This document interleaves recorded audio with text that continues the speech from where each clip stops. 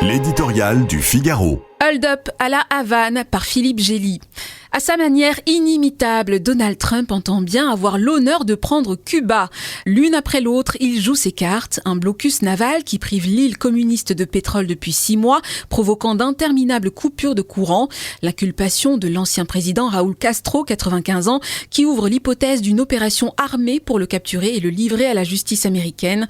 Des négociations directes amorcées en mai par le chef de la CIA, John Ratcliffe, mais qui n'avancent guère. Et un décret présidentiel qui expose à de lourdes sanctions les entreprises étrangères associées au gouvernement cubain, sachant que celui-ci contrôle toute l'activité.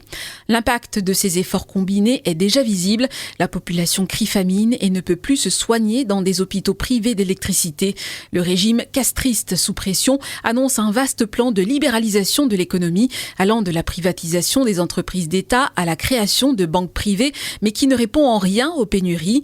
Il met plutôt en place les conditions d'un hold-up par les oligarques locaux et nombre d'Américains à l'affût. Un proche de Trump, Ray Washburn, vient de racheter à vil prix un exploitant canadien de nickel et de cobalt contraint de plier bagages.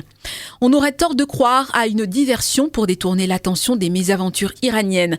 Cuba constitue une vieille obsession de Donald Trump qui avait déjà déposé sa marque en 2008 dans l'espoir de quelques deals fructueux en violation de la loi américaine. Obsession naturellement partagée par son secrétaire d'État Marco Rubio, lui-même descendant d'exilés cubains. Mais alors que Washington rêve depuis 7 décennies d'un changement de régime à la Havane, l'actuelle administration semblerait se contenter d'un changement d'attitude du régime pour peu qu'il se plie aux volontés et à l'appétit de la Maison-Blanche. Les héritiers de Fidel Castro auraient une chance de sauver leur peau.